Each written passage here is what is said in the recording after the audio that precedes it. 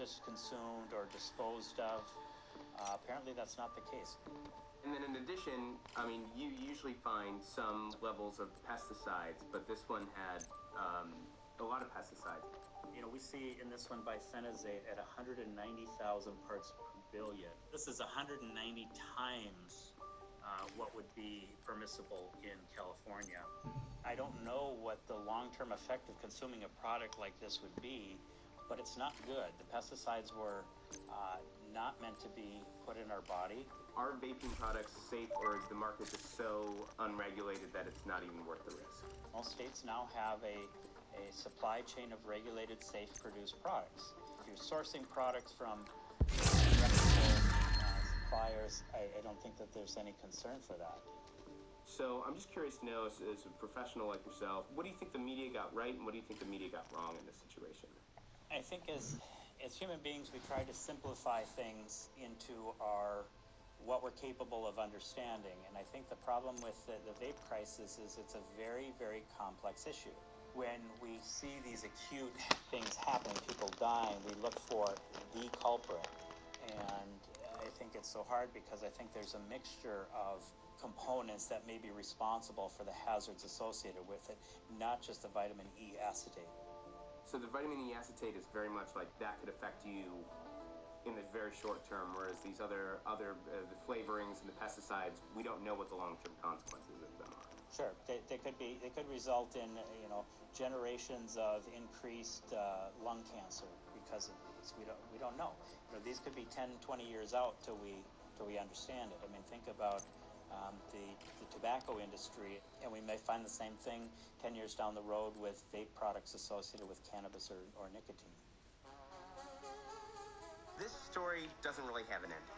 Toxic vape cartridges will continue to flood the streets. Nicotine, THC, legal, gray market, and black market, it's out there. And even though we don't hear much about it volley anymore, it still seems very easy to find vitamin E acetate in counterfeit cartridges. The news cycle seems to have washed away this story as we all moved on to more immediate problems, which there are a lot of these days. But whether you vape or are impacted by stories that have faded from the front page, the only way to stay informed is to take matters into your own hands and do what Push does. Google it.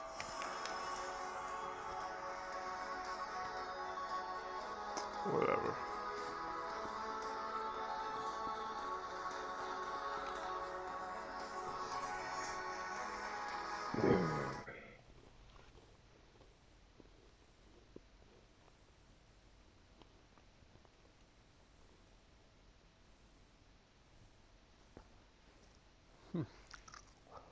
What's going on, Dave? Nothing much, just going through all the clothes. Oh, all the clothes.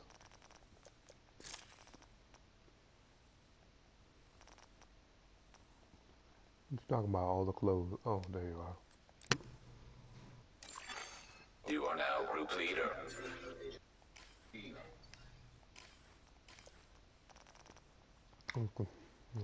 I looked earlier and you weren't there. Oh, yeah, no, I just hopped on real quick. Yeah.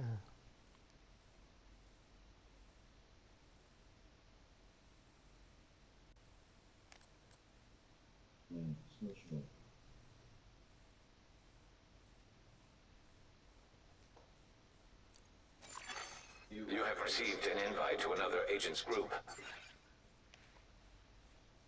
What? I joined your group. Apparently he sent me the invite.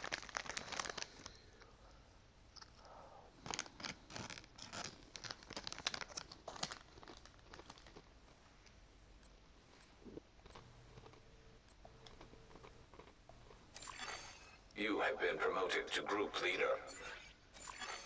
A clan member has joined your team. You know the drill. We've got another cell for you to take down. Only this time, you'll be after familiar, high-value targets. Barden Schaefer, leader of the BTSU. Since we discovered he turned Lau and Coswell, we suspected he's been recruiting other disavowed agents to his unit. Call sign Shade. Marley Yarrow was activated during... Worked for a PMC before she was activated. We're pretty sure she's embedded with the Rikers. Sueko Tanagi, call sign Wraith. We've got reports that she's been coordinating supply drops with the hyenas. We have no idea how long this trader's been working with them in the Black Tusk. Lynette Edwards, call sign Dusk. She thinks she's a true patriot and reportedly joined the True Sons. Schaefer's really picking the smart and stable ones. Damn, I thought you were going to club. I was, but when I joined this game, they put me in this video thing. I didn't see no video thing. Well, my bet's on crazy. Schaefer's highly mobile and tends to keep his moves low, making him that much more difficult to track. Taking out his rogues will force him out of the shadows. Once you've dealt with Schaefer, Black Tusk will be without their top dog. We'll have a helo for you on standby.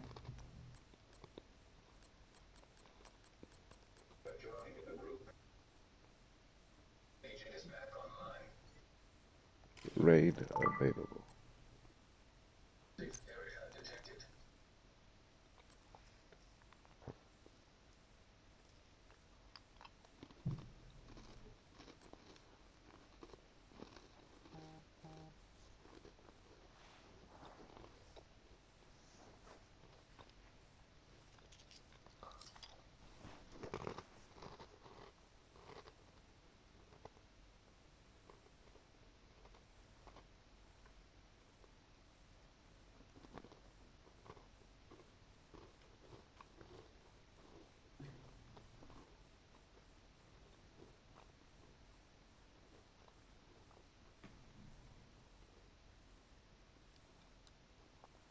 Commits.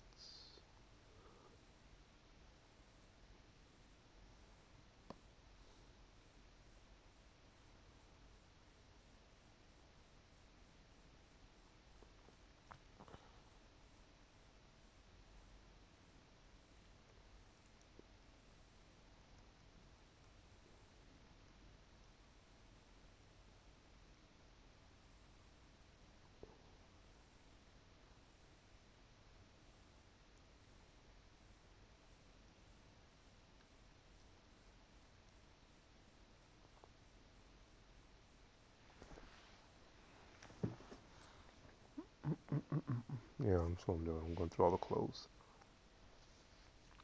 Got a whole bunch of shit in here. But I went and got like all the other stuff. Yeah, like there's a cache downstairs in the clan room. Check the vendor to see if you got any green shit. You might want to match up. I didn't check the vendor yet.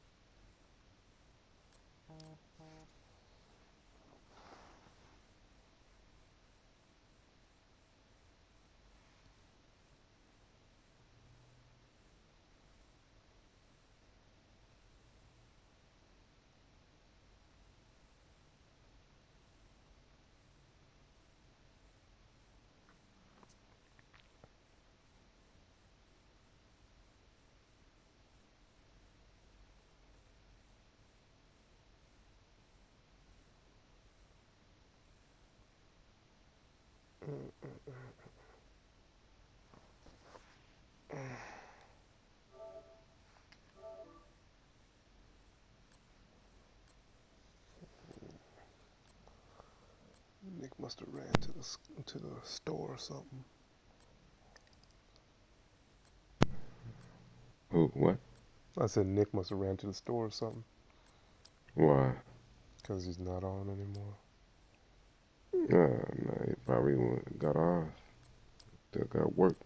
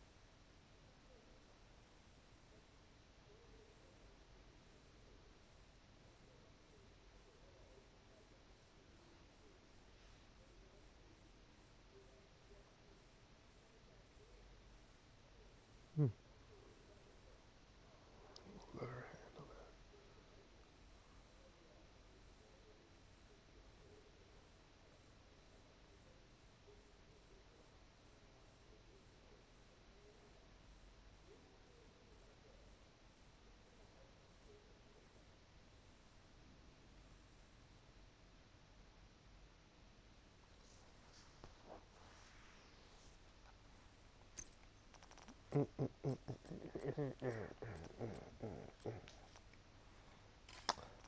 be honest, Daddy spoils me. That's funny. Oh yeah. Yeah, I was like, what? I was like, I don't really buy anything, so I mean, don't get me wrong. It's like I say that like I don't buy her shit, but I don't buy her more than her mom. Mom just fucking, I guess, 'cause she's staying with somebody, they fucking spend money all the damn time. Like that ain't me. I buy you what you fucking deserve. Yeah. I just bought her some shoes the other day, but nonetheless, I don't really. You see, we be chilling. Yeah. Uh, uh,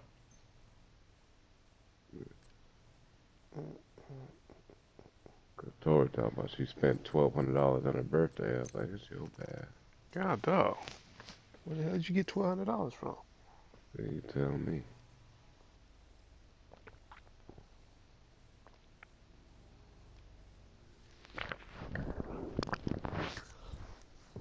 Maybe hold 30 till the next check. Right. That's what I'm saying. Well, before she was getting them unemployment checks, she just got a job. Did she now? But she was getting them unemployment checks. One of them shit stopped. It was like 1,800 plus 300, or the 600 when it was before, every couple of weeks. I was like, God, dog. Must be nice. Yeah. Must be.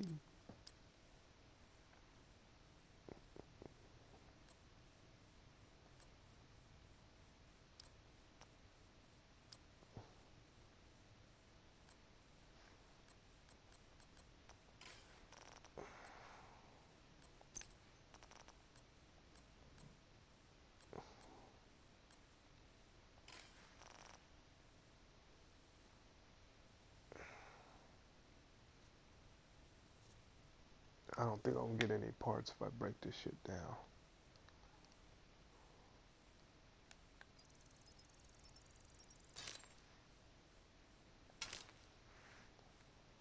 Well, I got a little something, something.